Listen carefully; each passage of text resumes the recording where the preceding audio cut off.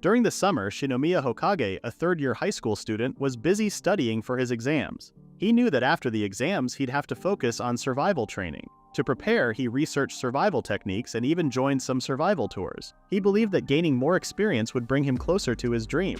While Hokage was daydreaming, he got hit by a piece of an eraser and turned to see a troublemaker named Byakuya, asking him to perform ninja moves because his name sounded ninja-like. Hokage scratched his head and replied that he would have done it if he could. In his class, Hokage wasn't one of the top students, but his disciplined nature kept the bullying from getting too severe. He yawned and wished for summer break to arrive quickly. As he dozed off at his desk, something strange happened. The background around him changed, and the sound of dripping water from a cave woke Hokage up.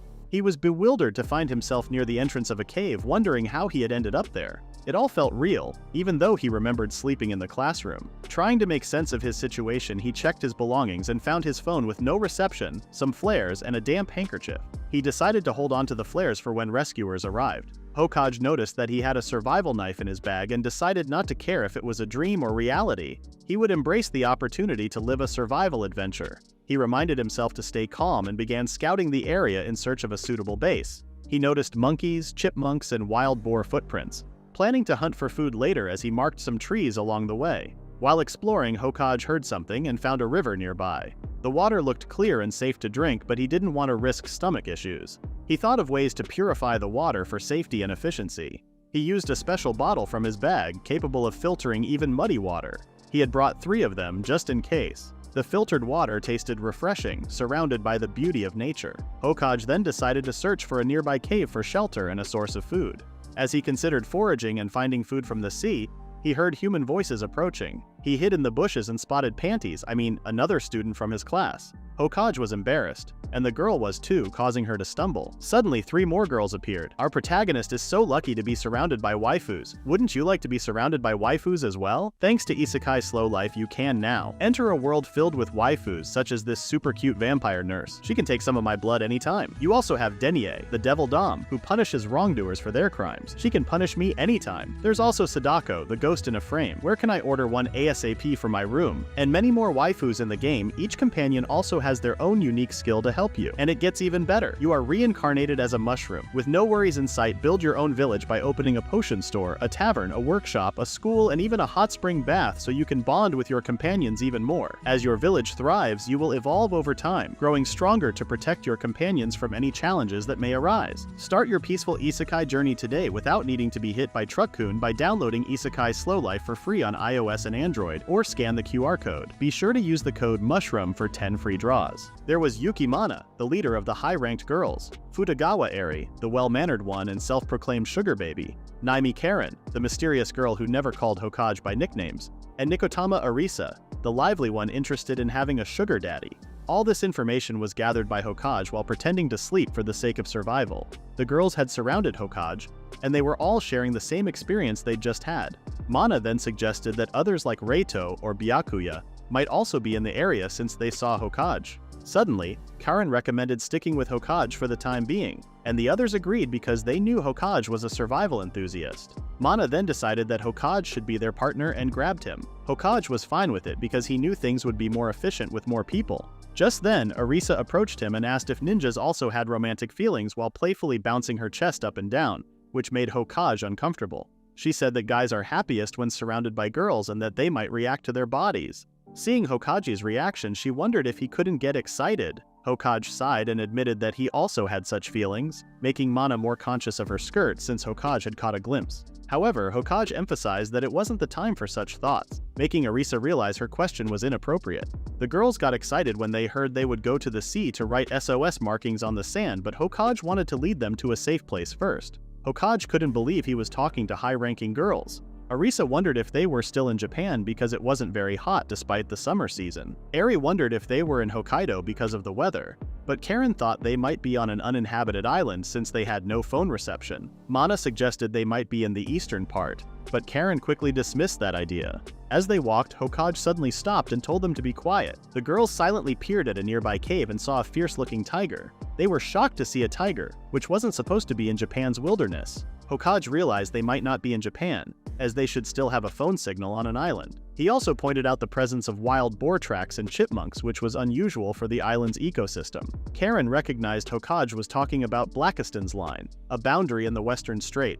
Hokage explained that they could only find chipmunks in the north and wild boars a bit farther south, making the island's ecosystem strange. Mana wondered where they were, and Hokage suggested they might not be on Earth but in another world. His statement left the girls in silence until Mana expressed her disbelief, making the tiger flinch. Everyone quickly covered Mana's mouth. Hokage explained that it wasn't just the ecosystem, it was the fact that they found themselves in the middle of nature during their school lunch break. Mana still couldn't believe him, but Hokage claimed that it was only a theory. He then suggested leaving the area, and the group left the tiger to sleep peacefully. Shortly after, Eri enjoyed some water as if she were drinking something else. The girls were amazed that Hokage had thought ahead. Arisa suddenly felt a bit shy because sharing the same tumbler with Hokage would mean they might indirectly share a kiss, but Hokage assured her he had drunk from it without touching the container with his lips. Arisa then tried to offer Mana some water, but their leader was feeling down about the idea of returning home. Hokage noticed her sadness and mentioned that maybe they were still on Earth and that he was silly to think they had been transported to another world. Unfortunately, this didn't really lift Mana's spirits. Karen then wondered if there was a way to figure out if they were in a different world. Hokage suggested that they might find a human settlement or something in the area. Mana got excited and proposed going to check, hoping to find a way back home, but Hokage reminded her they had no idea which direction to go. Hokage then took out his phone and pointed out that it could serve a purpose beyond just making calls. He suggested they could climb some trees and take photos of the surroundings. Arisa laughed and teased that they weren't monkeys, but Hokage confidently claimed he could climb the trees. He expressed his desire to get as high as possible with his old phone. Karen then brought out a selfie stick, and after a bit of instruction, Hokage climbed a tree with the agility of a ninja, leaving the girls impressed. They used to call him a monkey and would laugh cheerfully, which made Hokage feel relieved seeing them happier. Hokage extended the camera through the leaves and started taking photos. Suddenly, Mana spotted something on a nearby tree. While Hokage was pulling the phone back, a wild monkey suddenly grabbed the selfie stick along with the phone. Hokage panicked and Arisa burst into laughter. Hokage asked her to stop laughing as he hurried down to find the monkey enjoying some melons instead of bananas. Karen retrieved the phone, which was still working. Mana then claimed she had a special skill to make friends with animals, but the monkey turned out to be more than friendly and started bothering her. Hokage tried to save Mana from the monkey, but he ended up grabbing her melons instead. Hokage was surprised to feel how soft they were as his fingers just sank into them. He then noticed the monkey behind him, and Mana slapped him. She said the monkey was just playing around. Hokage asked Karen to check the photos, but they only showed the forest with no signs of human settlements or deforestation. The girls grew concerned that their efforts had been in vain. However, Hokage showed them a photo of the sea and explained that they could find resources there for survival. Suddenly, Arisa noticed something and told Hokage to zoom in. They discovered what seemed like an island. With the help of a photo editing app, the zoomed image became clearer, and it was indeed an island nearby.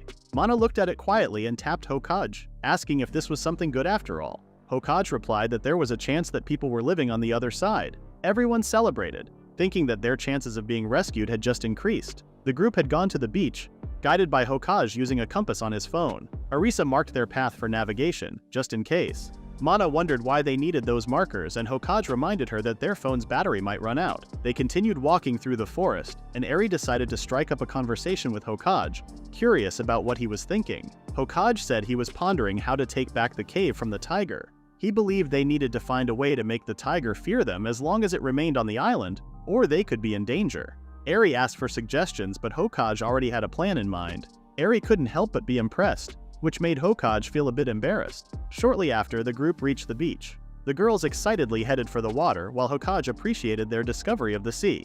They considered the possibilities of finding shellfish, seaweed, and even fish. As the girls tried to create an SOS signal with rocks, Hokage urged them to return before the sun went down. This left the girls confused about where to go. Then Hokage revealed flares he had brought and told the girls that they would confront the tiger to reclaim the cave. The girls were shocked as they remembered the fierce beast. Mana asked him if he was really serious before asking if his plans included the girls too. Sadly, Hokage explained that they wouldn't be able to defeat the tiger if they didn't work together. Usually, using force is the quickest way to show animals that humans are dangerous, but in their situation, the enemy was much stronger.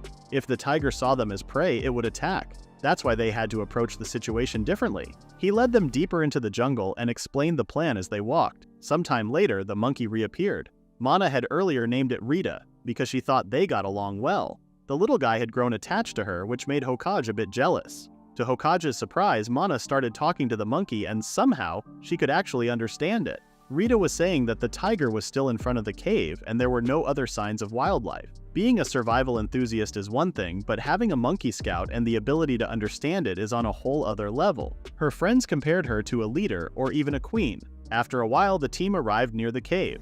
Hokage instructed his classmates to move slowly and quietly. They soon spotted the tiger soundly asleep. Hokage told the girls to proceed with the plan. They were skeptical that it would work and feared that if they failed, they would be eaten. But Hokage convinced them that it was the right move. Ignoring the tiger would only cause more problems, like not having a safe place to sleep. With that, Hokage took out the flares from his bag and told the girls to prepare themselves. Once everyone was ready, they stepped out into the open together, which woke the tiger up. As the tiger got up, they stared at it with varying levels of determination on their faces. Hokage shouted, telling his companions to stand their ground. The tiger roared, instilling fear in the girls. But the boy remained undeterred. He activated the flares, which disoriented the tiger. With that, Hokage gave the signal. They all screamed in unison, raising their voices to the maximum. Eventually, the tiger backed down and fled into the jungle. This was unbelievable. The girls couldn't believe that the jungle cat had just run away. In their excitement, they started jumping for joy. The cave was now theirs, all because they had shown dominance to the tiger. Hokage declared victory before heading into the cave to check it out. While they waited, Arisa and Mana's stomachs growled. They were hungry, but the sun was setting soon, so when Hokage returned, Arisa told him that she was hungry and suggested they fish at the river. While he agreed that they needed some food, fishing took too much time. He suggested mushrooms as an alternative, specifically roasted mushrooms.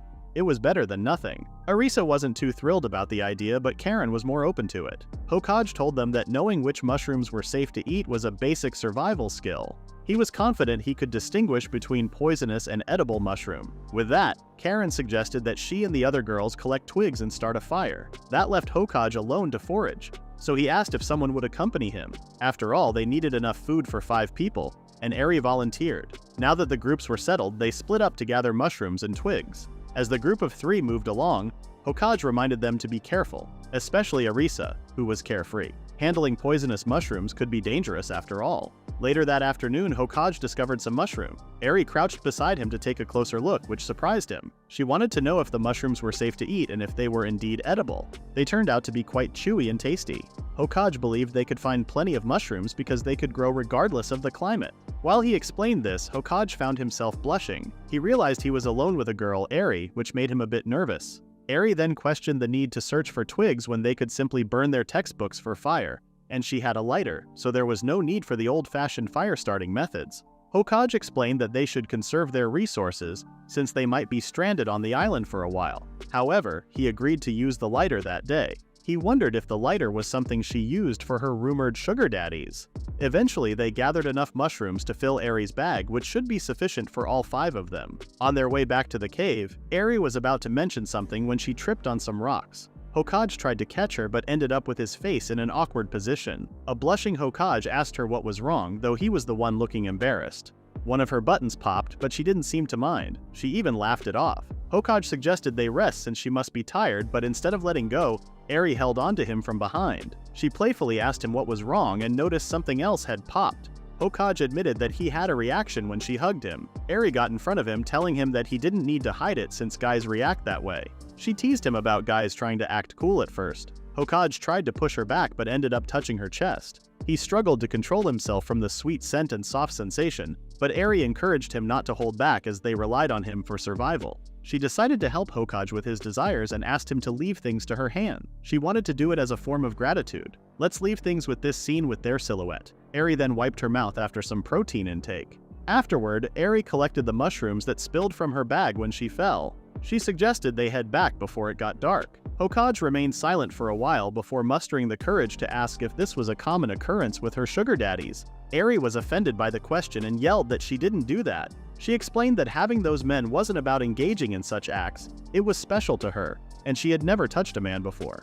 A still blushing Hokage clarified what he meant and admitted that he enjoyed the experience and wanted more. Eri was mortified and told him that it was enough for the day. She wanted him to understand that she wasn't what he thought she was. Hokage assured her he didn't think poorly of her, and she insisted that what happened should remain a secret between them, and he agreed. He promised to protect them, even if it meant giving up his life for their sake. He felt like he was being whipped around like a husband for some reason. Later, when they returned to the cave, they noticed something was off. There were more people there, including the group of boys that the girls belonged to. The boys mocked Hokage, calling him a ninja again.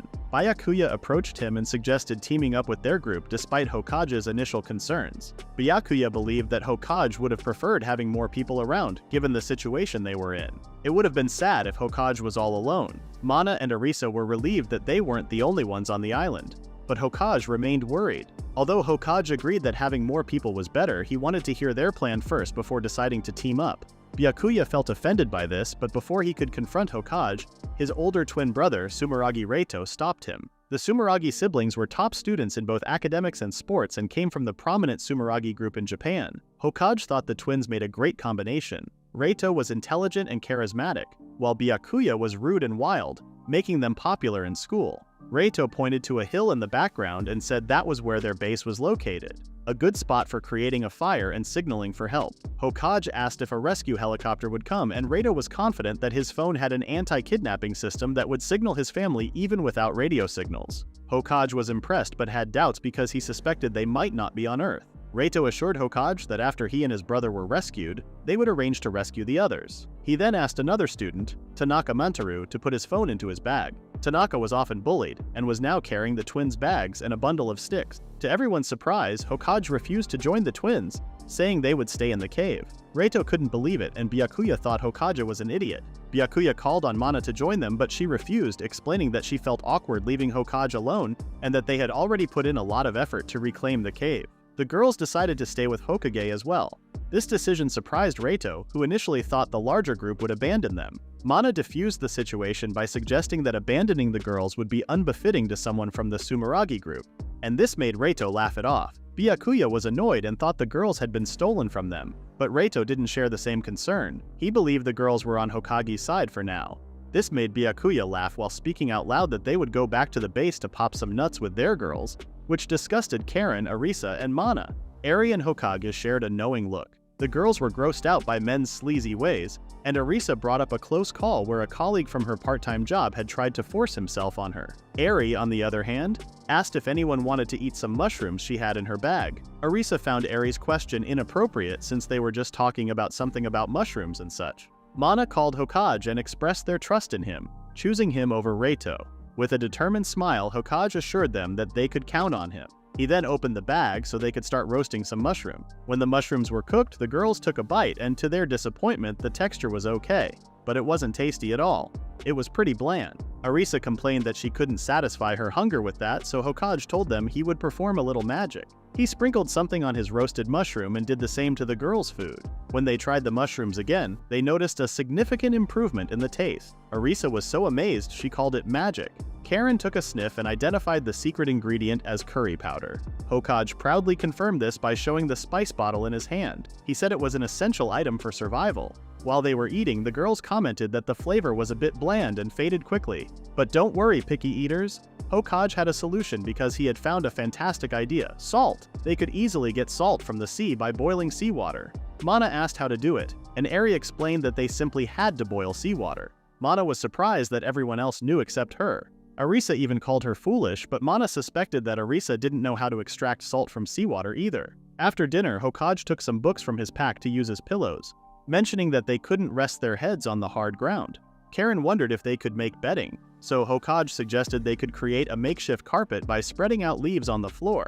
The ground was cool enough so it was comfortable for the time being. Hokage lay down to sleep, but the girls weren't ready to sleep just yet. They wanted to clean up before going to bed. Arisa felt sticky, but fortunately Mana had some wet wipes. Hokage suggested that they go deeper into the cave to clean up so he wouldn't see them undressed. He also told them not to throw away the wipes after using them, which grossed out Arisa. She jokingly asked if he was planning to sniff them later, but Hokage meant it as a way to make the most of their limited resources. Despite Eri's concern that it sounded unhygienic, Karen agreed that they had to make do with what they had. Arisa warned Hokage not to peek, but he mostly ignored her. He was extremely tired and decided to go to sleep early. As he looked back on the challenging day they had, he was relieved they had managed to get through it. The next morning, Hokage woke up with the sunlight on his face and realized that a sleeping Arisa was cuddling him. She was dreaming of catching something, and no matter how much Hokage tried to wake her, she wouldn't budge. Hokage didn't want to be in that position, as it could lead to misunderstandings. He tried to move away, but Arisa started treating him like her prey in her dreams and wrestled him. Although the situation was enjoyable, Hokage knew it wasn't the right time. He tried to break free, but Arisa grappled him once more, giving him a face full of paninis in the morning. As Hokage struggled to breathe, Arisa finally woke up and was shocked to find herself in that position. She screamed, waking up everyone else, and ran to Mana, claiming that Hokage had her. Hokage then used logic to explain that it was all a misunderstanding. He pointed out that Arisa had been sleeping over a pile of scattered books, while he hadn't moved from his spot. In short, Arisa had come to his side while they were both asleep. Mana thought the explanation made sense, but Eri wasn't entirely convinced and asked if Hokage had touched Arisa. Luckily, Arisa gave it some thought and apologized, saying she had been dreaming of a delicious deer, which must have been what she was wrestling. Hokage awkwardly expressed relief that she was convinced, but the other girls teased him, suggesting he gained something good when Arisa rolled over to his sleeping area. Embarrassed, he turned away as the girls discussed Arisa's dream. It was a bit of an extreme wake-up call, but if things continued as they were, everything should work out. The group had just finished their meal. Hokage then asked the girls to gather some rocks. Mana was unsure what to do with the rocks, but Hokage told her to wait and see. Karen, who knew what was happening, suggested collecting wood at the same time. Eri was responsible for collecting wood, while Mana was tasked with finding supplies. In the meantime, Arisa insisted on catching fish even though Hokage thought she wouldn't catch any. Eri then wondered about what our protagonist would do. Hokage explained that he would make some pottery, surprising the girls who had initially thought they were going to live like primitives. Hokage reminded them to return to the cave if they encountered any danger. Shortly after, Arisa returned with a big lump of clay from her school bag, and in return she received her fishing rod that Hokage just made. She eagerly cast her line into the water but got confused because it didn't work like in video games. Hokage tossed a worm to her to use as bait, and although Arisa found it gross, she had no other choice. Meanwhile, Hokage started crafting clay pots and Arisa kept bothering him until she got her first nibble. She struggled to reel in the fish and got pulled towards the water, but Hokage quickly came to her rescue by hugging her, which made the schoolgirl flustered. She flailed around calling Hokage a harasser, but he explained that getting wet and sick would be bad since they had no medicine. Arisa decided to forgive Hokage. Hokage then grabbed Arisa by the peaches, causing the schoolgirl to shriek in surprise. In the end, Hokage managed to pull Arisa back to safety. They didn't realize that something was still hooked on the fishing line, and Arisa asked for Hokage's help. Hokage calmly stood behind Arisa and held her hands. He instructed her to pull the line slowly and yank it out when it got close. Hokage counted the timing, and together they pulled a fish out of the water, which impressed Arisa. Hokage couldn't believe that the makeshift fishing rod he had made had actually caught a fish. Arisa celebrated the catch of a new type of fish, but Hokage insisted it was just a regular iguana. Arisa noticed Hokage blushing and playfully called him a pervert once again. The two had kept the fish alive for the time being, but Arisa really wanted to eat it right away. Hokage suggested taking it back to the camp so everyone could share in the meal. Arisa was grateful to Hokage, but our main character felt even more thankful toward her. Arisa then thought about the time when Hokage had held her from behind, and it made her heart race. Hokage chuckled, as he had been teasing her from the beginning. However, Arisa admitted that she didn't mind Hokage's playful advances now. She even suggested that they go on a date once they return to Japan, inviting the introverted Hokage to experience a normal date. The two of them shared a laugh and made a promise to each other. Back at the camp, the other girls were impressed to hear that Arisa had caught a fish. She felt proud of her accomplishment with Hokage's help. Karen then searched for the clay pots, and Hokage informed her that they were still baking. Eri also showed the mushrooms they had gathered, but Hokage noticed some of them were poisonous. Instead of discarding them, he wanted to use them as protective charms. They could hang the poisonous mushrooms at the entrance of the cave to keep dangerous animals away. The girls were impressed by Hokage's knowledge. Karen then asked him to check the rocks she had collected, which she had organized by size and type. Hokage was impressed and called Karen smart, causing her to blush. He marveled at how skilled the girls were. While they were all having a meal, Hokage noticed something in the nearby woods. He initially dismissed it, thinking it was just his imagination. However, a silhouette of a person appeared nearby, hiding behind a tree. After a satisfying lunch, Hokage decided to switch tasks for the afternoon, except for Mana and Arisa, who would continue with their original work. Karen felt confident and offered to handle the earthenware job, impressing Hokage with her knowledge. She then joined Arisa by the river. Hokage inspected the rocks Karen had gathered and decided to make stone tools. He had to sharpen a piece of stone and create a wooden handle. As a skilled individual, Hokage took on the heavy work and successfully crafted the necessary parts for the tool. Eventually, he managed to create a stone axe, earning Eri's admiration when she returned from gathering clay. Hokage gave credit to both her and Karen for gathering the materials. He wanted to personally thank Karen, considering rock gathering the most challenging task. However, Eri noticed Hokage glancing at her melons and she playfully approached him, making Hokage feel flustered. Eri giggled, leaving Hokage confused. She teasingly claimed that Hokage just pitched a tent after looking at her, which Hokage explained as a physiological response and blamed Eri for a previous incident. Eri blushed, and the two fell silent. She got up and asked Hokage if he desired more. Eri just playfully giggled, seeing his expression. Hokage asked her to stop joking around, but Eri asked again if he really wanted it. This time, Hokage's eyes widened as he gazed at Eri's thighs. Eri noticed his intense gaze and moved closer to Hokage. She slowly reached out to open the door. Hokage became excited, but Eri noticed her hands covered in mud, leaving Hokage sad. He wondered if there were any other options, which flustered Eri. She suggested using her mouth. Hokage couldn't resist staring at her lips and eagerly pulled Eri towards the cave. The rest of the story is left to your imagination. In the afternoon, Hokage finished making the tools and the four girls returned from their task. Everyone was amazed, and when Mana suggested they should reward our protagonist, Hokage, and Eri blushed. Right then, Arisa showed the fish she caught. While Arisa and Karen argued about handling worms, Hokage brought out a bento box with salt in it. He boiled some seawater while he worked on the tools. Everyone was happy because they were getting tired of curry flavor. They all eagerly cooked their fish and enjoyed its tasty flavor with the newly obtained salt. However, Eri noticed a bitter taste, and Hokage explained it was minerals mixed with the salt water. Suddenly, Karen pointed out they were in an ideal environment. She explained that the area's humidity was perfect, the sea and river were nearby, and they had a cave for shelter from wind and rain. Eri joked that Karen was starting to sound like Hokage, but she said she just knew about history, not survival skills. Hokage then reminded Karen about one more thing. There were no mosquitoes around. Mana suggested they could just swat them away, but Hokage warned them that mosquitoes had caused most deaths in human history due to infection. He also mentioned the area was safe because there were no poisonous animals or insects nearby. Everyone felt secure with Hokage and his knowledge. Mana wondered what to do the next day.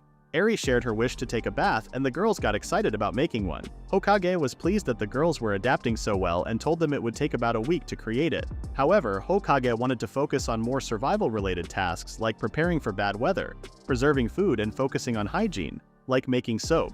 When the girls heard the word soap, they suddenly became excited. Hokage assured them he knew the ingredients and could make it at the same time as the bath. The girls had a quick discussion and decided to go back to the plan of creating a bath. Hokage then instructed them to start by making preserved foods, and Arisa got excited as she pulled out her fishing rod. Just then, a girl with long black hair appeared behind Hokage. Arisa suddenly became alert and swung her fishing rod. She accidentally hit Hokage, causing him to fall to the ground and discover a new level of embarrassment. Flustered, Hokage stood back up, and the new girl asked if they could join them. The group recognized her as Asakura Mako, but she wasn't part of their class. Hokage remembered Meika asking if they could join them, and Mako called her sister Hinako, who came out to introduce herself. The girls found her cute and gathered around her. Hokage noticed that a junior had also been transported with them and wondered what was happening. Mako asked again if they could join, and the girls looked at Hokage, who welcomed them because they needed more help. His words made the sisters happy. They claimed they would be useful and brought out some tools they had been using as members of the handcraft club. Mako said they had already mastered the basics, which pleased Hokage because they could make simple clothing. While talking about how the clothes could be made, the other girls then suggested making some bedding as well. Eri was happy that the sisters were easy to talk to. Mako confessed that she and Hinako were introverts to begin with. Karen then interrupted and wondered if the sisters had met other people like the twins in their group. Karen mentioned how people should head toward the signal smoke that the other group had set up. Mako explained that they had been watching Hokage's group since morning for some reason. Mako confessed that they had found a cave to stay in first and later discovered the smoke signal. They went to where the smoke was rising and stayed the night there. Seeing Hinako trembling, Eri wondered what had happened. Mako decided to tell them everything. The night before, Reito had told his gang to keep the fire burning. While the sisters huddled in a corner, Byakuya came over and offered them some roasted meat. Mako initially declined, but Byakuya insisted and approached her. He suggested that they should get to know each other better. Mako looked behind them and noticed some girls being taken advantage of, which made her and her sister feel disgusted. Byakuya continued to Mako as he asked for a favor in exchange for protection and food. He hinted that he might want to have Mako for dinner. Mako smacked his hands away, warning him to stay away from her and her sister.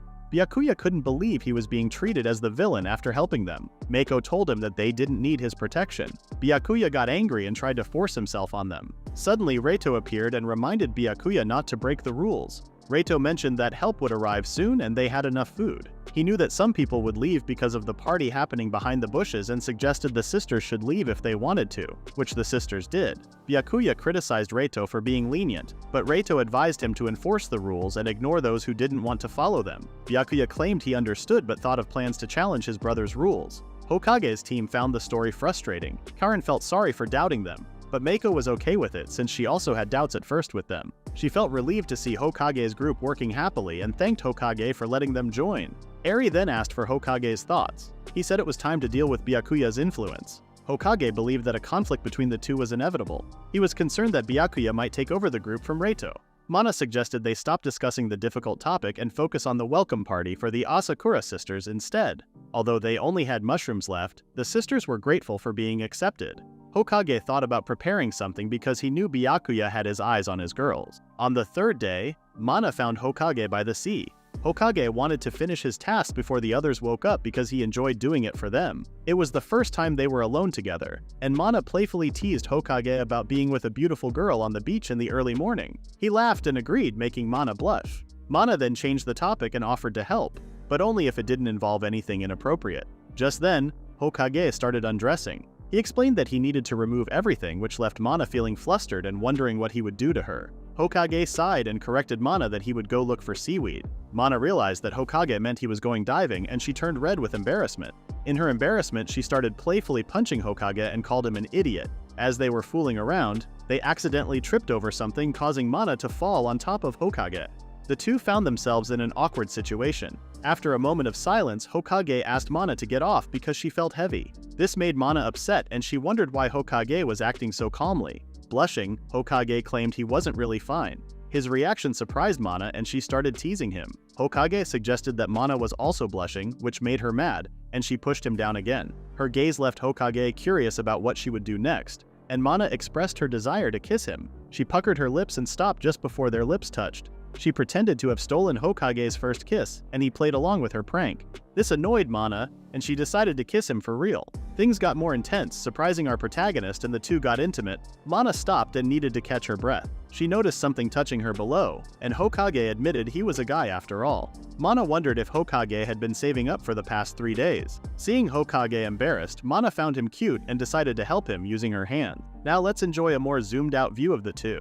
It was near noon when they finished. Mana was impressed that Hokage even had goggles, but he mentioned he just left them in his bag after swimming class. Mana then asked Hokage to keep their activities a secret, and he agreed before going diving. Shortly after, the other girls were surprised when they found seaweeds and seashells. Hokage explained that they needed these materials for making soap. Both Mana and Hokage had disappeared early in the morning, and this left the others curious. They blushed as they tried to conceal their activities. Just then, Meiko got their attention and presented some bedding. Arisa eagerly jumped into it, and Meiko apologized for the low quality, but Hokage mentioned that it was better than having nothing at all. Arisa continued her routine of catching fish, and Eri gathered food from the forest. Hokage praised both of them and inspected their harvest. He noticed that something poisonous had been mixed in, which made Eri feel sad. However, Hokage praised her for finding a cherimoya, a fruit known as the ice cream of the forest. This revelation surprised everyone, and Karen was ready with a wooden spoon as they all enjoyed the sweet and delicious taste of the fruit. Eri was happy that everyone enjoyed it, and Hokage looked around and realized they had enough resources and materials. Suddenly, he mentioned the idea of building a house, and this elicited different reactions from everyone. Hokage believed that their supplies were increasing, and they might have more members soon. He mentioned building something like a dugout house from the Jumon period. Arisa was relieved that they followed Hokage and not Reito. Hokage cautioned that making a house would be challenging at the moment, so they should focus on building a bathtub first. The excitement grew among the group as they continued working toward their goals. That night, as they settled into their futons, it felt like they were on a school trip. Hokage planned to work on preserving food the next day to prepare for winter, assuming the island had 4 seasons. Soon after, a downpour occurred, causing the nearby river to overflow and flood the area. Hokage woke up and checked outside, discovering that the water was seeping into the cave. Hokage quickly told everyone about a storm that had occurred. The girls, who were still half asleep, woke up due to the loud thunder. There was a sense of panic when Hokage informed them that water was entering the cave. He advised them to stay put and find higher ground instead of trying to leave. They hastily moved their belongings, but some items had already gotten wet, like the futon. The group was anxious about their belongings being affected by the water. The fire they had lit soon got drenched, turning the cave into total darkness. Hokage used his phone's flashlight to guide the girls and gave them clear instructions. The girls began to move calmly with his guidance, and Hokage felt relieved that they had regained composure. Despite the ongoing flooding, they managed to secure their possessions and find higher ground inside the cave. Finally, there was a sense of relief, and everyone expressed their gratitude to Hokage. He instructed everyone to rest for the night, planning to search for shelter the next day. Regardless, he welcomed her actions. The girl touched Hokage's lips and started eating him like he was a snack. Hokage couldn't hold back any longer and grabbed the girl's cherimoyas. Just as things were getting more intimate, Arisa's sleep-talking startled them. The girl slipped away from Hokage's arms, but his worries were beginning to fade. He noticed the girl was still nearby, panting, and wondered why she seemed hesitant. He approached her and they shared warmth again, with Hokage feeling his worries dissipating. Suddenly, a nearby lightning strike illuminated the cave, revealing Karen in front of him, with a face looking like she wanted more. The Hokage had been surprised when he saw Karen, who was usually calm and collected, attack him in the dark. Karen then backed away and left Hokage's side. He waited alone until dawn alone. But damn bro, that was 3 out of 6 girls already. Morning came and everyone went outside to enjoy the nice weather. Karen was worried that the rain would continue until morning. Hokage was impressed to see Karen return to her usual self after their meal together last night. Mako then wondered if they should leave the cave as it was. Hokage suggested pouring dry soil to absorb the water and then scooping it out later. They could get some dry soil with the help of sunlight and a bonfire. Hokage motivated everyone to start their cleaning duties. Afterward, everyone felt tired, but they knew that lying down on futons later would be rewarding. Hokage assigned tasks to everyone. Mana and Arisa were to find food, Eri was in charge of making soap, and the Asakura sisters were tasked with repairing the futons. He then asked Karen to join him in hunting to create traps. Arisa wanted to join, but Hokage assured her that there would be more fish due to the storm. Soon Karen discovered tracks of rabbits and wild boars. She wondered about the traps to use, and Hokage presented the idea of a falling rock trap for small animals like rabbits. As for the boars, Hokage planned to make a pitfall trap. They started working on their respective tasks, and Karen noticed that Hokage seemed distracted. She wondered if he wanted to talk about what happened, and he acted surprised, realizing that it wasn't just a dream. Karen coldly apologized for surprising him, and their conversation ended. After a while, Karen apologized again, expressing her fear that it might have been their end during the raging storm. She looked for ways to ease her worries. Hokage was surprised because Karen usually didn't show her emotion. Hokage apologized for not being prepared, but Karen claimed that he had done more than enough for them. She was glad to have Hokage with her, and he realized that he could only talk to her because she trusted him. He also realized that he had given in to his desires the previous night. Karen then mentioned that she thought of dying without experiencing what she had learned, especially regarding intimate matters. She had thought about engaging in such acts without in the darkness. Hokage then realized that he had been used to satisfy Karen's curiosity, and mistakenly thought she was confessing. He continued working without knowing that Karen was blushing so intensely while stealing glances. Shortly after, the pitfall and falling rock traps had been set up. Hokage suggested leaving early and heading home. Karen reminded him about the cave the sisters had found. Hokage agreed to check it out because it might be useful, but Karen had a different idea. She asked Hokage to continue what they had started the previous night in the cave to teach her various things. Hokage was flustered and hesitated. He apologized to Karen and explained that he couldn't do it. Karen looked sad, thinking that Hokage didn't want to be intimate with her. Hokage clarified that it wasn't that he didn't want to, but he was concerned about the lack of protection. He didn't want to risk having a child without medical knowledge in the wilderness. He apologized since he couldn't fulfill Karen's curiosity. Karen realized that Hokage was just being cautious and felt relieved that he was the one by her side. She leaned in and kissed him suddenly. Looks like our protagonist couldn't resist this time and pinned Karen down. Karen reminded him of his determination, but Hokage was on guard, holding his survival knife. He sensed danger and asked Karen to go home by herself. Karen was puzzled but trusted him and left. Hokage sneaked around until he reached a cliff and saw a tiger below. Just then, some people arrived and Byakuya claimed the territory from the tiger. Byakuya's group had surrounded the beast. Hokage had noticed that they had more members at that time. Everyone attacked together, but the huge tiger was still too strong for them. Some members had tried to escape, but they were threatened not to run away. Byakuya had pushed another student forward, using him as a meat shield. The student had been attacked by the tiger. Byakuya had then ordered the others to take their chance. They had all used their bamboo spears to pierce the tiger's body. The tiger had roared, and Byakuya had used the opportunity to pierce its mouth with a bamboo spear, claiming that humans were the ones on top of the world. Everyone laughed and celebrated as they took down the tiger. Hokage could see that things had taken a turn for the worse. Hunting the tiger had not been for food but to show Byakuya's strength and the thrill of killing. He needed to think of some countermeasures or he would lose his girls. Karen and Eri welcomed him back. They were trying the soap that Eri had made. Eri noticed Hokage being serious and wondered what was wrong. He then asked them to find Mana and Arisa, who had gone to catch some fish. Hokage felt bad since the girls were getting used to their lifestyle. Mako suddenly came out of the cave and wondered what was wrong. Hokage told her that something troubling happened. Mako calmly took his word. Hokage wondered how she could be so calm, and Mako claimed it was because he was with her. She knew that Hokage would do something and wrapped something around his neck. She got closer to measure Hokage, as she planned to make an outfit for him, touching his body all over. She was impressed by how well trained his body was. Hokage tried to get away, but Mako used the measuring tape to pull him closer. Then Mako noticed Hokage's tattered clothes and scolded him just like a wife would. For a moment, Hokage looked like an apologetic husband. Mako then smiled and wrapped her arms around Hokage. Blushing, Hokage wondered if measuring was necessary since they only planned to create simple clothing. Mako suddenly fell silent and blushed as Hokage figured out her actions. He couldn't believe he was being teased. As far as Hokage remembered, Mako was the quiet type and would always read books alone, making her hard to approach. Seeing Mako so focused on creating improved clothing, Hokage thought of her as a strong woman. Hokage let Mako continue measuring him until our cute Hinako appeared in a defenseless attire. She realized that Hokage had seen her and ran back inside the cave. Soon after, the girls learned about Byakuya's group's successful hunt. The girls mentioned how they should be relieved since the predator was taken care of, but Hokage pointed out that the problem now was Byakuya and his gang. He mentioned how he noticed that the group had established ranks and treated some of them as slaves and meat shield. He was worried that they might get targeted next. The girls got excited and planned to fight back with stone tools and traps. Suddenly, Hokage mentioned that he couldn't kill humans. He was confident with animals, but humans were a no-go on his kill list. The girls then wondered what to do. Hokage stood up and decided to leave their current home. The group reached the beach and Hokage led them to a cliff near the water. A hole in the cliff led to a spacious cave above sea level. Hokage announced that the cave would be their new base.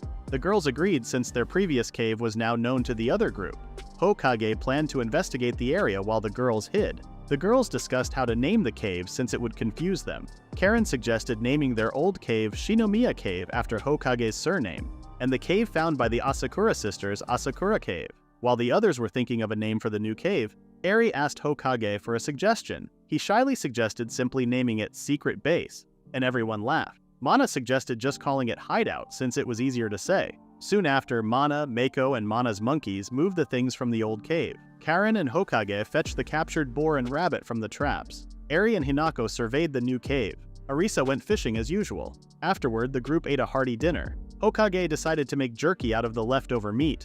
Hinako then presented a map of the new cave, which had places to use as rooms and even a lake nearby. The others were impressed that Hokage had found such a place, but he pointed out that it was also the best area to set out to sea. He wanted to build a boat so they could return home. Mana cried since she had already given up going home and thanked Hokage for his efforts. That night, everyone became busy doing their own thing. Meanwhile, Hokage explored the cave and discovered the exit leading to the lake. He then saw Mako staring off into the distance.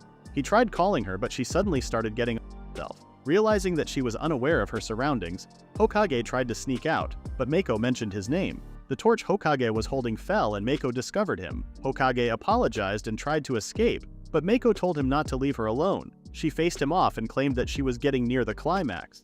She made Hokage touch her and he wondered if it was okay. Mako then dragged him to the stone where she was. While Mako guided his hands, Hokage touched her all over. Mako only remembered talking to Hokage once. He had messy hair, a messy uniform, and small scars. Despite looking different, she could feel a sense of sympathy with him. She thought it was fate that brought them together on the island. Mako reached the end and shared a kiss with Hokage. Panting, she wondered if that was all. As usual, Hokage was worried about pregnancy on the island, but Mako brought out some protection she had gotten from their health class. Hokage didn't hold back and pinned Mako down. Just then, something fell on the nearby cliff. Hokage and Mako discovered two schoolmates who had run away from the Sumeragi brothers group. The two weebs, Kageyama Hakume and Tanaka Montaru, underwent questioning, and the girls believed they were spies. Mako was quite angry because her time with Hokage was interrupted, and Hokage could tell she was in a bad mood. Hokage, too, felt frustrated not graduating. The two boys started to say they were deserters, and Hokage asked for more information. They shared that there was a hierarchy in the Sumeragi group, just as Hokage had expected. They also mentioned how everyone had to follow Byakuya's commands and took advantage of the girls, which made Hokage's girls even more frustrated. Hokage mentioned that Reito would be there to stop Byakuya, but the deserters explained that Byakuya had gained more supporters. Something unexpected happened during the day.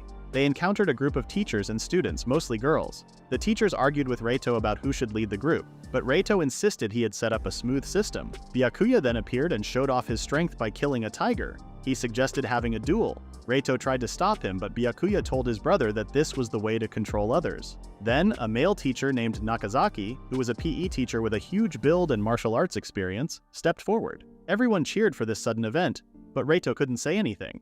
Nakazaki charged forward like a judo athlete, and Byakuya pulled out a gun, calling the teacher an idiot. A gunshot echoed, and Nakazaki fell to the ground. Everyone was shocked to witness a murder up close. Kageyama and Tanaka decided to run away. Reito told everyone to make their choice, but the two escapees continued to flee. Reito realized there was no turning back after Byakuya had forced him to break their initial rules. Hokage couldn't believe they had obtained a gun under the pretense of self-defense. The escapees ran until they fell into a lake and begged Hokage to spare their lives.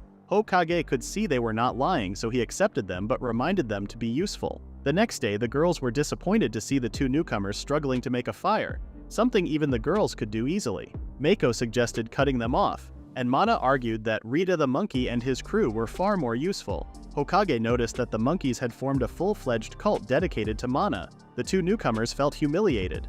Hokage realized that they had been doing well lately and suggested taking a day off, similar to a Sunday in Japan. Everyone decided to go about their own thing, like practicing something and killing time, and Hinako asked Hokage for a favor. Hokage found himself waiting for Hinako in the nude. Hinako appeared and she claimed to be embarrassed. Hokage suggested stopping what they were supposed to do, but Hinako insisted on doing it with Hokage. She told Hokage that she'd be okay if he didn't want to. Hokage said it would be better if Hinako removed everything she was wearing, but he ignored that and took Hinako's hand. Sadly, it wasn't what we expected, and the two rowed a boat. Hinako wondered when Hokage had built it and how he made it. Hokage explained that he'd burned the inside to carve it easily. Hinako was impressed and became even more impressed when they set off on the water. She got excited as they floated on the water and accidentally touched Hokage. This made her suddenly fall silent. Seeing her embarrassed, Hokage noticed that Hinako was actually quite shy despite her youthful appearance and behavior. He was impressed that she was being bold and asked if she really wanted to go diving. Hinako then shared that she used to go snorkeling in the countryside during summer vacations. He wanted to help further, but Hokage believed her sewing skills were sufficient. However, Hinako claimed that it was just like school, which confused Hokage. Hokage then told Hinako not to worry about catching anything since they had plenty of food and enjoyed dicing instead. Hinako agreed, and they both started diving and collecting seafood. Soon they gathered a bountiful amount of seafood. Seeing how athletic Hinako was, Hokage thought she had the potential to be skilled in the water. Then Hokage noticed that he could see through Hinako's undergarments. Hinako screamed as she discovered Hokage's transparent tent. He assured her that it would calm down soon. While Hinako was trying to calm herself, she noticed something familiar in the distance and started pointing in the shark's direction. Hokage told her to stay calm, but Hinako began to panic and hugged him. At that moment, Hokage realized that Hinako was larger than Mako. He tried to calm her down, but the struggling Hinako accidentally let her top slip, and Hokage saw something he shouldn't have. This made both of them start freaking out, and the boat capsized. Hokage couldn't believe he had panicked. Hinako began flailing in the water, fearing she might become a shark's meal. Hokage suddenly hugged her and calmed her down. When Hinako finally calmed down, Hokage instructed her on what to do next. He then dove into the water to deal with the shark, which surprised Hinako. Hokage had no choice but to confront the shark as they were already its target. He remembered that the shark's Lorenzini organ, a prey-sensing part, was on the top of its head. It was a do-or-die moment, and Hokage punched the shark's head to make it lose its sense. The shark stopped moving for a while and then swam away. Hokage had gone back to the surface of the water and lay down on the canoe. He couldn't believe that he had just punched the shark, but he was relieved that Hinako was safe. Just then, Arisa called out to them, wanting to ride the canoe as well, but Hokage said it was meant for only 2 people. Arisa got upset and warned Hinako about Hokage's behavior. Hinako defended him, saying he was a hero for saving her from the shark and even gave him a kiss on the cheek. This made Arisa frustrated and she walked away.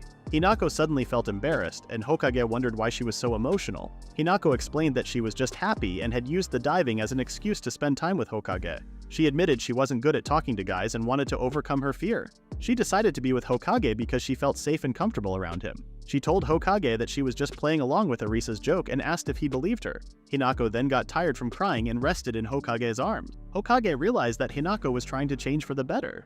They eventually returned to their mini seaport where they were discovered by someone. Mako welcomed them back, but the situation seemed like a wife finding her husband with another woman. Hokage tried to explain, but Mako ignored him and confronted her little sister. Mako seriously looked at Hinako and expressed her concern that things weren't going well. Hinako told her that she was serious and apologized. Mako sighed and said that it was up to Hokage to decide. Hokage blushed, realizing what the sisters were discussing. Mako and Hinako left Hokage with coy smiles. Some time ago, the boys decided to go for a run. Hokage seemed pretty relaxed, but Tanaka ended up falling flat on the ground. Kageyama was the first to reach the finish line, and everyone praised his speed, even though he was known as an otaku. Tanaka then explained that Kageyama used to be an athlete in middle school. That evening, Tanaka was happy to enjoy a meal of meat served in nice tableware. However, it turned out that he was being used as a food tester to check for poison. Eri and Hokage were experimenting with dried meat, and the person responsible for testing for poison suddenly became sad. Kageyama was tasked with spying on the Sumeragi group since he was good at staying unnoticed and could quickly move through the forest. The two newcomers reacted differently to their new roles. Tanaka was confident in his gaming skills, making his characters overpowered right from the start. Hokage found this trait useful. Eri suggested that they get involved in creating spices, while Karen proposed conducting experiments with the results, which excited Tanaka. They finally got the roles they deserved. The following morning, Hokage discovered animal tracks nearby and assumed that there were plenty of animals to hunt in the north since the other group hadn't headed that way. Just then, Mana called him over and they found monkeys setting up traps. Mana learned how to set traps with Karen's guidance, and they decided to leave the trap setting to Rita and her group. Hokage then explained why he brought Mana along. He wanted her skill to domesticate wild boars, which would help provide food in emergencies. Mana wondered if they were going to build a farm,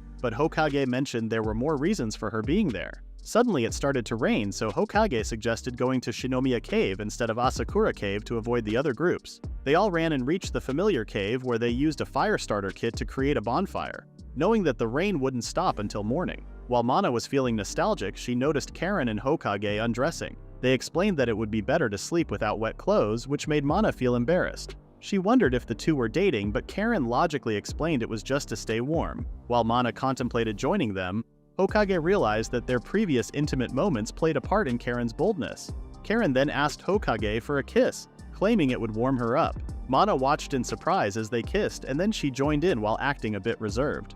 The next morning, the others greeted the three of them. Hokage looked tired, but Mana and Karen seemed fresh for some reason. Kageyama and Tanaka also appeared sleep-deprived. The cause of sleep deprivation suddenly came bouncing in. Arisa confronted Hokage and scolded him for spending time with other girls, causing the other boys to lose sleep. Hokage assured her they would go on a date when they got back home, which appeased her. Eri wondered what they should do for the day, and Hokage suggested using face masks. Eri had many of them and explained that she used them for her sugar baby activities. Mako thought the masks could help protect against colds, but Hokage put on a black face mask and said they would use it during their mission to scout for fugitives from the Sumeragi team. Meanwhile, Byakuya had just finished eating some snacks all night. Suddenly, someone appeared and asked him what he was doing. It was Reito, warning him about keeping the cave to themselves and letting the others get wet from the rain. Byakuya playfully told his brother to knock on the door first, but Reito was unfazed and reminded him that corpses would pile up if they didn't get enough food. He told his little brother to do his part, or it would be troublesome when they returned home. Byakuya chuckled as he could see his bothered older brother obviously trying to fix things. He found his brother funny for expecting to return home to Japan. Back with Hokage's group, he explained that some of the people from Sumeragi's group might fall ill, and others might try to escape because they would surely reach their breaking point. Mana hoped to join their group if they were happily invited. Karen now understood the purpose of the mask. It was a precaution in case the fugitives were sick.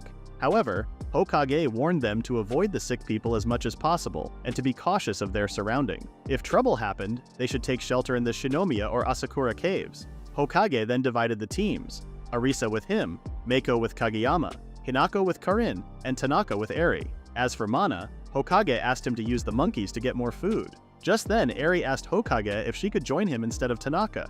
She asked Arisa to swap and pair up with Tanaka instead. The groups then spread out around the southern part of the island. Not long after, Eri and Hokage couldn't find anyone to meet. Hokage suggested they take a break to save some energy. Eri took a water break and said sorry to Hokage for slowing him down. Hokage reassured her that it was okay. He then noticed that Eri had been acting unusually and asked if she disliked Tanaka.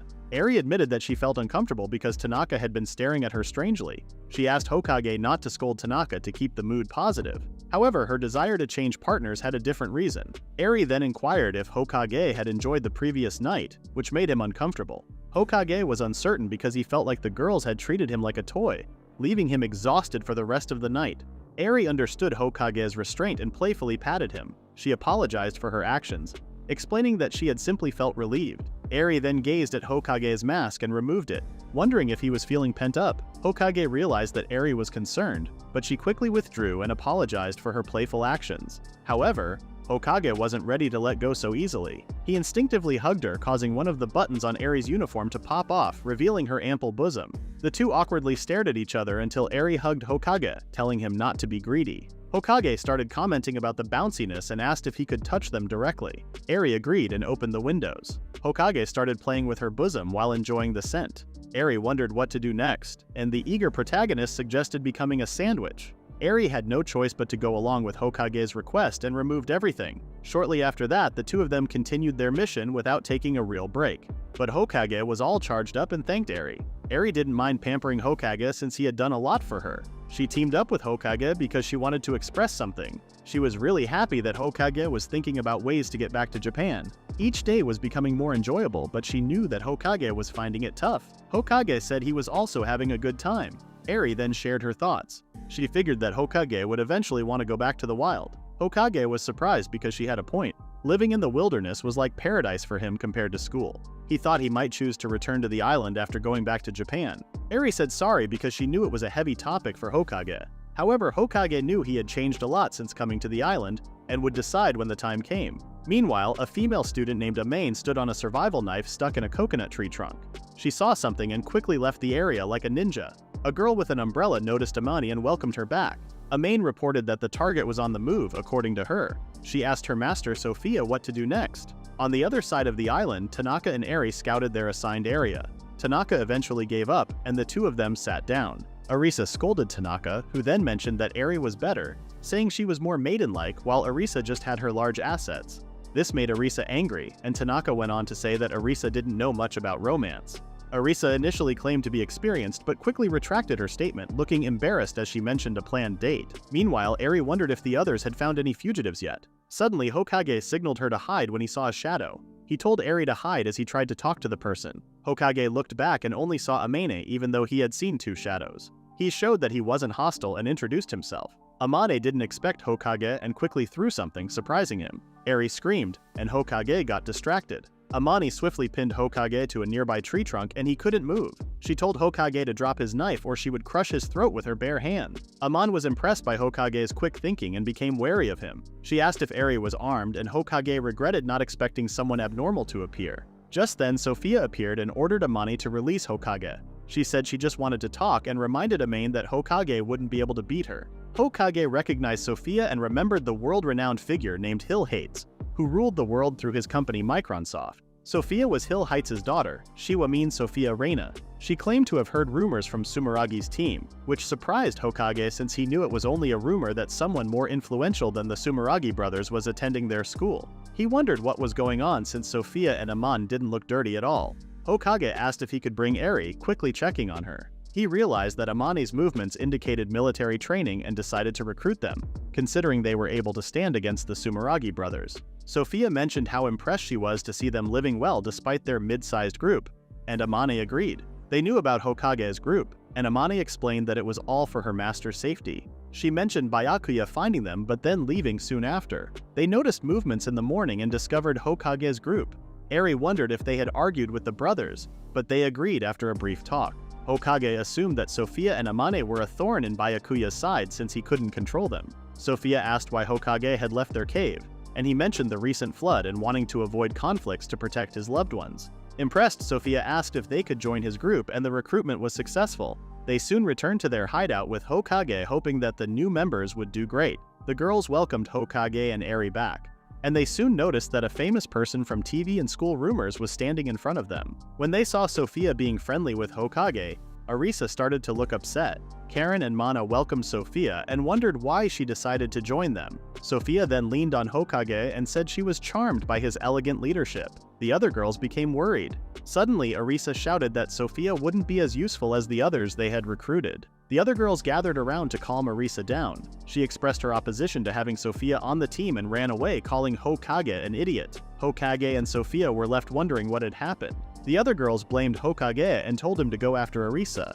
Arisa went to her favorite fishing spot, still pouting and upset. Hokage appeared and apologized. Arisa claimed that Hokage was just being driven by his desires. Hokage explained that Amane had strong combat skills and Sophia's sharpness would be useful. Arisa suspected that the two new girls might have ulterior motives. Hokage tried to reassure Arisa that the others wouldn't be troubled by Amane and Sophia. He wondered why Arisa had become angry. Arisa then said that she had been feeling unwell lately, with aching chest and a headache. Hokage thought Arisa might be sick, but she got annoyed with him. Arisa almost fell from a cliff, but Hokage quickly caught her and assured her that he would always cherish her, even as they welcomed new members. Arisa felt embarrassed and hugged Hokage tightly without saying a word. She soon realized what she was doing, pushed away from Hokage, admitted her mistake, and decided to apologize to Sophia. However, Arisa couldn't shake the embarrassment she felt. The others noticed that they were back and finally introduced their new members. First there was Takahashi Masuru, who had left the Sumeragi group because they didn't have enough protein. You can see that Masuru has some muscles that need their nutrients. Mako brought in Mizuno Eitaru, a swimmer who had represented Japan in triathlons. Arisa wondered if the athlete Mizuno was also searching for protein. Karen then introduced Okada Yoshi, who had gotten lost in the woods. His amateur radio skills had been the reason he was given a lower status in his previous group. Hokage was concerned about Yoshi's usefulness and decided to assess his abilities. In the end, the scouting mission was successful and their group grew larger. The new arrivals soon enjoyed some meat and warm food. Sophia was impressed by the elegance of the cavern. While they were eating, Eitaru caught Hokage's attention. He mentioned that he had seen a nearby island and Hokage shared their plan to eventually cross it. Eitaru then asked if they were familiar with triathlons, an extreme sport that involved swimming, biking, and running. He claimed to have been one of those Ironmen. He made a proposal. He would swim to the island and scout it if they could provide enough food supply. He argued that it would be too risky for everyone to go on a boat together and offered to scout the place first. The following day, Eitaru gathered all the supplies he needed, including a filtering bottle from our protagonist. Hokage suggested to Eitaru to take a day off to rest before embarking on his journey. Eitaru insisted on leaving as soon as possible, eager for challenges and inspired by Hokage's leadership and resourcefulness. He estimated that it would take him 2 weeks, and Hokage considered adjusting plans if he exceeded that timeline. Before Eitaru's departure, Hokage tried to shake his hand and offered a prayer for his safety, but Eitaru surprised him with an intimate hug. The girls, except for Mana, noticed something on their radar. Eitaru bid them farewell and set off to sea. Soon after, the newcomers attempted to make fire using primitive methods but faced difficulties. Of course, with his muscles, Masuru easily created fire like a caveman. Amane and Sophia, not accustomed to such tasks due to their different backgrounds, struggled with cooking too. Karen suggested that only Masuru was of any use. The weeb surprisingly pleaded not to discard Yoshi. Hokage encouraged everyone to find their roles quickly, as he wanted to prepare for potential conflicts within the other group, knowing that Byakuya might become agitated. Sophia made light of the situation, suggesting it would be Reito who would explode and assured Hokage not to worry. Her persuasiveness impressed him. Hokage then asked Amane, who had already scouted the hill area, to give him a tour, but she initially refused, wanting to stay close to Sophia. However, after Sophia's approval, Amane agreed to guide Hokage. Sophia then went to the Asakura sisters to get help for something. Shortly after, the two climbed a tree, and Amane began talking about the area and the wildlife they could find. Hokage was surprised by the variety of species around them and thanked Amane for the information. With some time to spare, Amane asked Hokage to follow her. They soon reached a cave, and Amane turned on a flashlight and placed it on the walls. The round cavern was something Amane had prepared in advance. Unexpectedly, she changed out of her uniform, which surprised Hokage.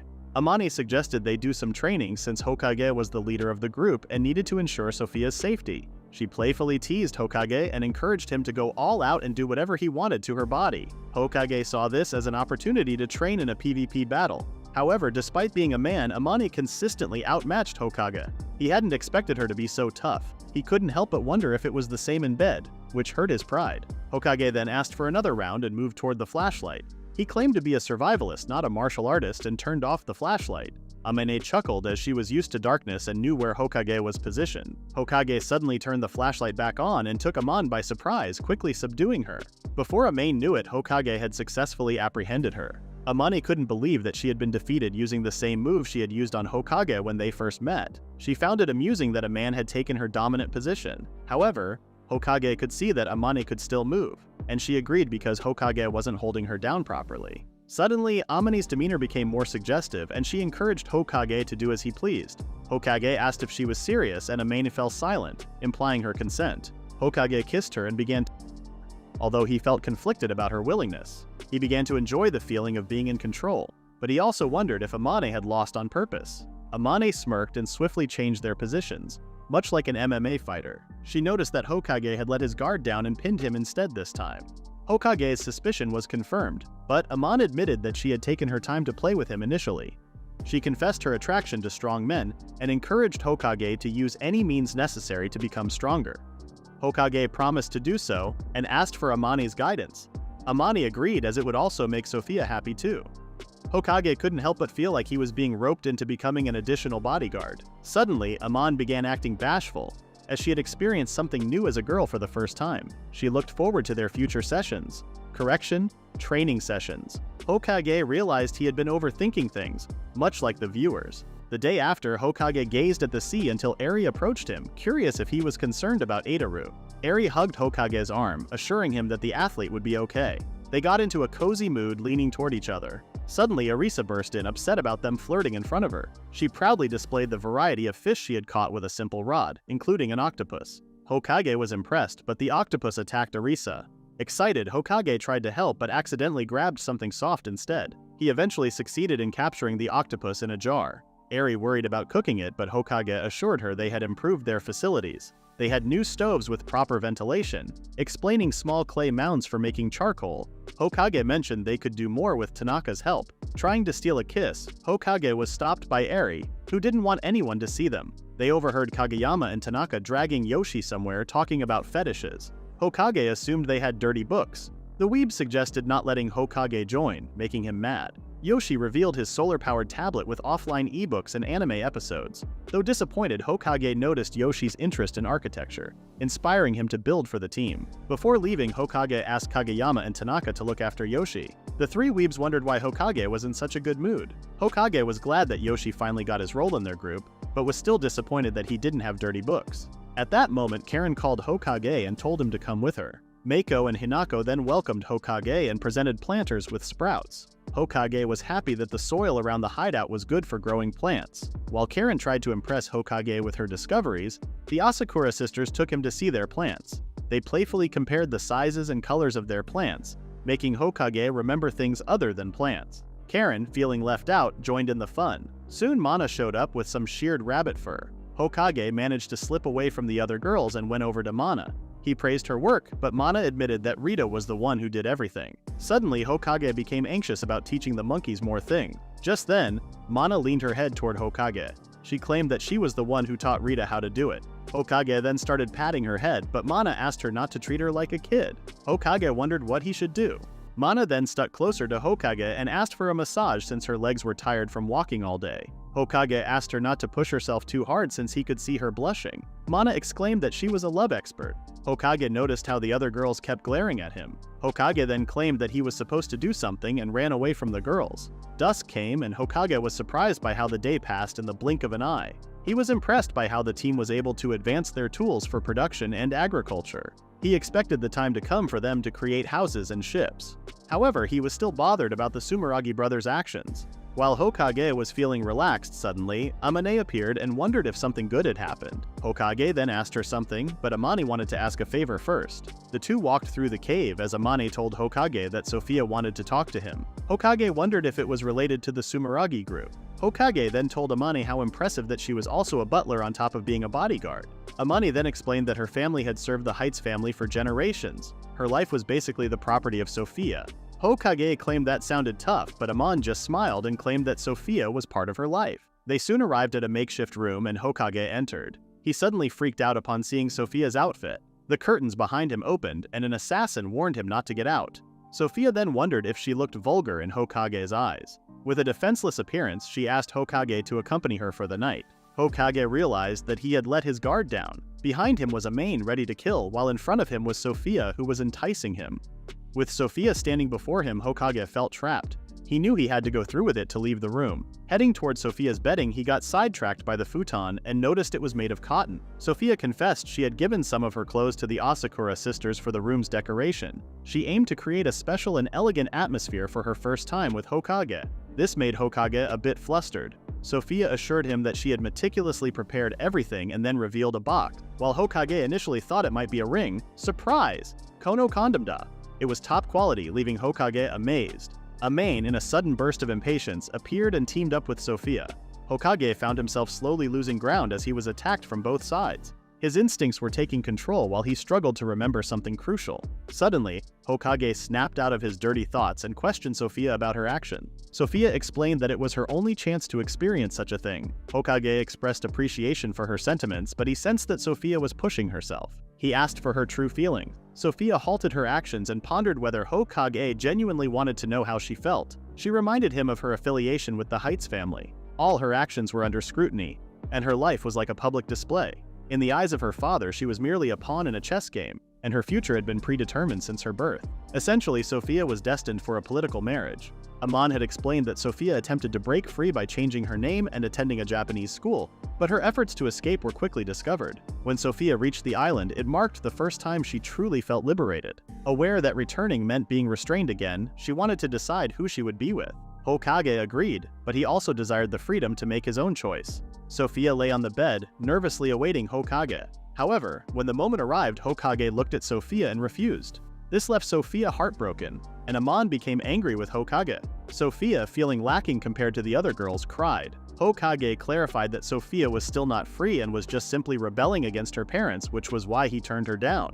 He shared his own journey, realizing true freedom after arriving on the island, meeting the girls, and facing challenges. Hokage explained to Sophia that she wasn't truly free if she still felt constrained by her circumstances. He expressed that if one day she found liberation from those constraints, he would gladly embrace her. After conveying this, Hokage silently left the room, leaving Sophia in a state of sadness. She had cried her eyes out like the kid she was. Amane had tried to calm her down. Sophia had realized that she was an idiot and had wondered if she could still desire more freedom and love. She had been glad that she had chosen Hokage out of many people. Amana had calmly agreed with her master. However, our protagonist had fallen on his knees and had resented himself for wasting the chance. He had cried as he realized he had missed the chance to be with the prettiest blonde and a cool beauty. He couldn't believe his strong faith was one to be blamed for not graduating. While depressed, he had silently gone to sleep. The day after, Sophia happily played in the river with the other girls. Hokage had cautioned her not to scare away the fish, but Sophia playfully silenced him by splashing water on his face.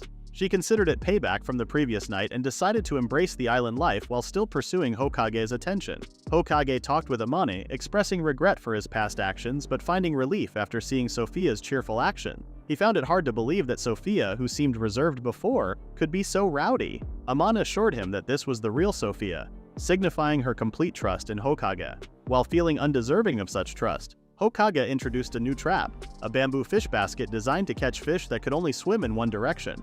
Amane questioned its effectiveness, and Hokage instructed her to set up the trap in a shaded area. Suddenly, Mana appeared, offering water to Hokage and mentioning it had been a while since she visited the river. Hokage explained they were increasing their food supplies. Mana, somewhat shyly, touched Hokage's hand and reminded him of something important. Though Hokage understood what she meant, Mana noticed his gaze towards the other girls. With a serious expression, she asked if he had already nailed some of the girls. This caught Hokage off guard, causing him to cough and act flustered. Observing her man's reaction, Mana assumed that Hokage did it with the other girls. She noticed a change in Sophia's behavior from the previous day. Eventually, Hokage confessed to being with Sophia the night before. Mana's mind went into overdrive as she realized she was the only one who hadn't done it with her man. Hokage then proclaimed that he didn't actually do it. He explained that while he claimed to have done it, in reality he hadn't, adding that having babies in a survival environment was too risky. Mana felt a sudden sense of relief, thinking that maybe Hokage hadn't crossed a certain line yet. However, her joy was short-lived as Hokage admitted to doing other things. Asking for details, Mana began calling Hokage a womanizer and a pervert. Before she could say more, Tanaka abruptly emerged from the bushes, surprising everyone. In response, Mana instinctively smacked him. Hokage asked Tanaka what happened. Tanaka urgently revealed that they had discovered cows. Hokage already knew about it since Amani told her, but Tanaka started shaking his head. He clarified that the cows they found were the ones from the milk cartons. This information surprised Hokage, who hadn't expected to find Holstein cows on the island. Understanding Tanaka's urgency, Hokage decided to go after them. He instructed Amane and Sophia to hold the fort and left with Eri and Mana to catch some Holstein cows. Meanwhile, in a different location, a girl was looking after a group of sick people, feeling uncertain about what to do. The sick individuals lacked the necessary supplies, so she began searching for assistance. Soon she spotted Reito patrolling the area. As she tried to approach him, another female student intervened, concerned that the girl might spread the illness. Feeling resolute, she asked Reito for help, mentioning that even the doctor had collapsed. The other girl argued that they had already provided enough support. The girl with glasses requested more food, but Reito explained that they were rationing their supplies already. He suggested talking to Byakuya for further assistance and wished them luck in surviving. Despite her efforts, the girl with glasses still hoped that Reito would lend a hand if she proved herself useful. Unfortunately, Reito only considered them to be a burden. Meanwhile, Eri stumbled when her footwear broke. They had anticipated it since the slippers were just meant for the school hallway. Eri quickly pulled out some sewing tools from her bag, instructing Mana and Hokage to go ahead without her. The path was distant from the other groups, so they decided to leave Eri behind. Mana reminded her to call for help if needed. Mana and Hokage continued walking until they reached the meadows, deciding to take their time while waiting for Eri. As they casually looked around for the cows, Hokage felt awkward, recalling his conversation with Mana by the river. Attempting to break the silence, Hokage tried to come up with a topic, but Mana's sudden gaze left him flustered. She shyly asked him if they were dating, catching Hokage off guard. Hokage was surprised and wondered if that was the case. Mana mentioned how they had already kissed and touched each other. She questioned if Hokage loved all the girls in their group, but he admitted that he didn't fully understand love. Mana insisted on her experience in love, but expressed confusion about what to do on the island. Hokage explained that he accepted love that came naturally through building trust. He mentioned the possibility of changing his perspective if Mana wasn't comfortable with it. With more members in the group now, he wanted to focus on establishing rules but emphasized that he wouldn't force anything and preferred discussing matters.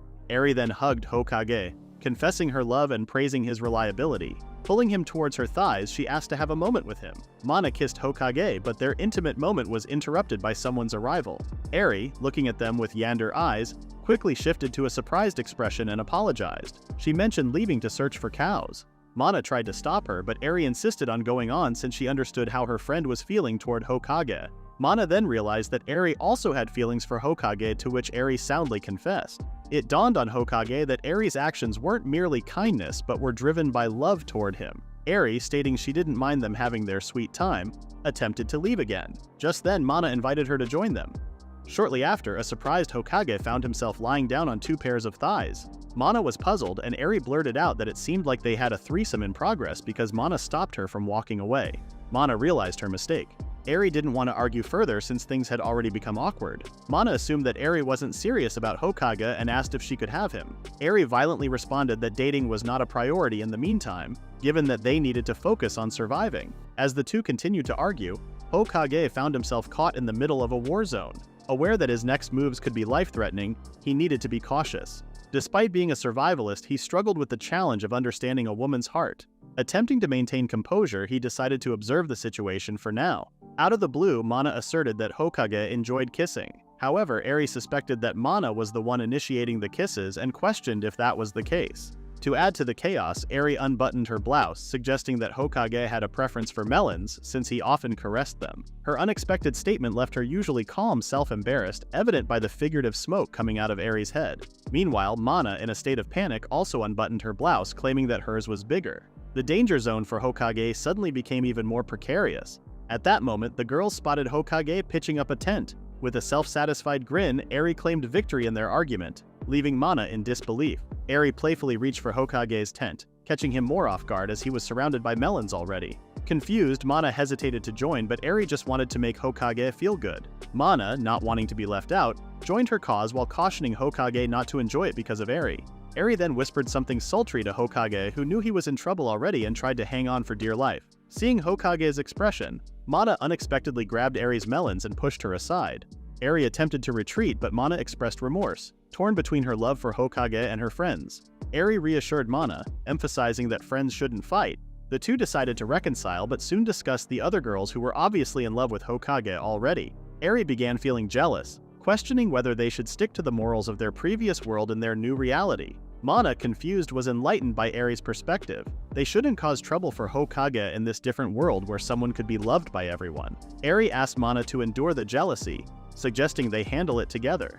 Mana hugged Eri as they reconciled, deciding to let Hokage choose once they returned to Japan. Impressed, Hokage watched their makeup, but he was still stuck in a predicament. Mana and Eri then noticed him and his tent. The two exchanged glances before approaching him with the resolution to share and cooperate, trapping Hokage between two eager predators. The two had gone on the offensive, and it made Hokage very happy. Suddenly, Mana felt something touch her peaches and accused Hokage of being a pervert. However, she soon realized his hand was on her melons instead. To their surprise, it was a baby cow, a Holstein to be exact. Mama and Papa cows were also there. Seeing the baby cow, Hokage figured out that the mama cow must be packed with milk. He started wondering how to bring them back to the base, but when he saw Mana leading them, he dismissed his worries. They were amazed by Mana's cheat-level skill in handling animals. The three then walked back home.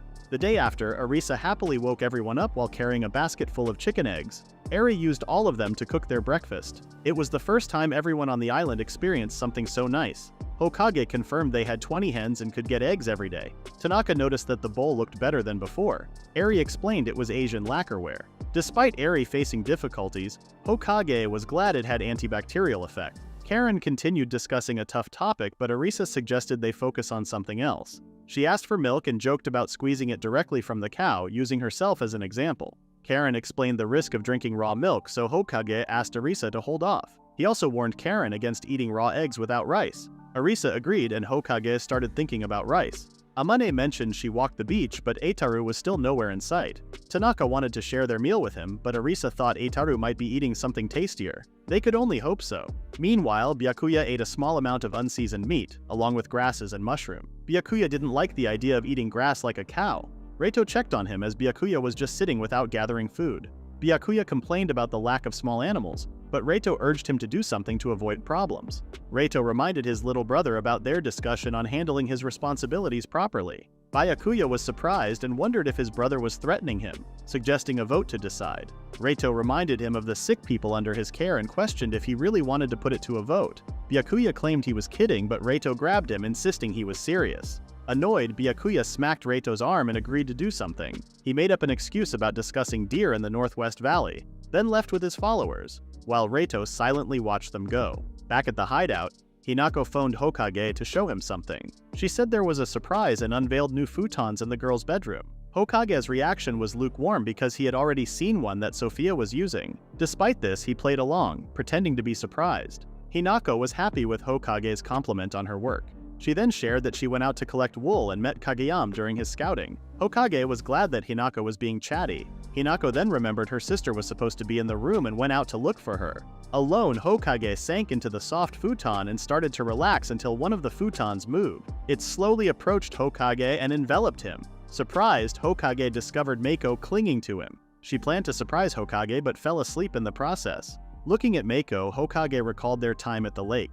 Mako then told Hokage to touch, but it was the futon she was referring to. Hokage was totally aroused while next to Mako. Mako started feeling comfortable beside Hokage, and he could feel her warmth. She used him as a pillow and began to fall asleep. Hokage, trying to distract himself, asked Mako for his pillow. Mako offered herself as the pillow, but her blouse was quite loose, revealing what was inside. Quickly, Hokage dove into the Holy Valleys and started snuggling with Mako.